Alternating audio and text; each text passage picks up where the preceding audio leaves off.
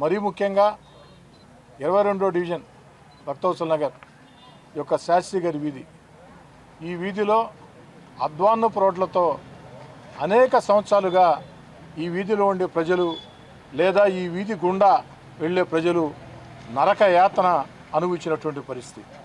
ఆ యొక్క రోడ్డుకి ఎట్టకేలకి ఈరోజు మోక్షం కలిగింది. ఈరోజు ఈ రోడ్డు పనులకి శంకుస్థాపన చేసుకోవడం జరిగింది, వేగవంతంగా పనులు పూర్తి చేసి. ఎందుకని చెప్తున్నానంటే, ఒక దగ్గర ఒక టెంకాయ గుట్టి ప్రారంభోత్సవం చేసామంటే టెంకాయ గుట్టాం, ప్రారంభోత్సవం చేసాం, పూలు చల్లారు, ఫ్లెక్స్లు కట్టారు, కెమెరాలు వచ్చారు, పని అయిపోయింది. తర్వాత అసలు పని జరుగుతుందా లేదా అన్నది అంచనా కూడా లేకుండా పోవటం.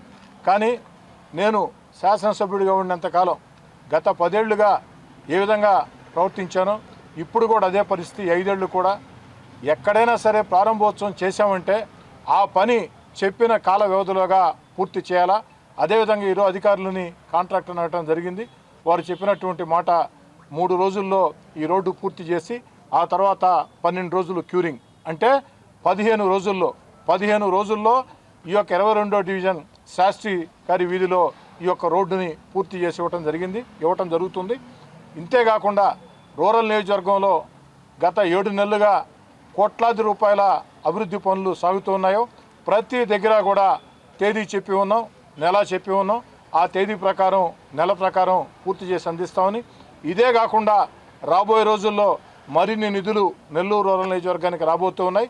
మరీ ముఖ్యంగా 22వ డివిజన్కి వచ్చే అతి త్వరలోనే మరో 1 కోటి రూపాయలతో కూడా ఈ డివిజన్లో అభివృద్ధి పనులకి శ్రీకారం చుడతామని తెలియజేస్తూ, ఈ సందర్భంగా అటు తెలుగుదేశం, బీజేపీ, జనసేన నాయకులను కానీ స్థానిక పెద్దలను కానీ అధికారులను కానీ నేను కోరేది ఒకటే, ఎక్కడైనా సరే అభివృద్ధి పనులకి నిధులు కేటాయిస్తున్నామంటే దానివల్ల వీలైనంత మంది ఎక్కువ ప్రజలకి మేలు జరిగే విధంగా ప్రథమ ప్రాధాన్యం అంటే అన్ని చోట్ల కూడా కాలువలు, రోడ్లు నిర్మాణం చేద్దాం, నీటి సౌకర్యం కల్పిద్దాం, కరెంటు సౌకర్యం కల్పిద్దాం, దీంట్లో ఎలాంటి అనుమానం లేదు.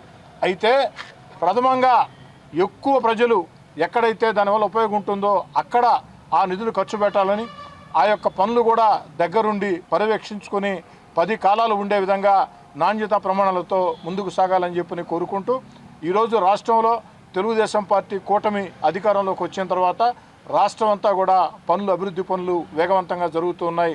గుంటలు లేని రోడ్ల దగ్గర నుంచి అనేక రకాల అభివృద్ధి కార్యక్రమాలు శ్రీకారం చుడుతూ ఉన్నారు.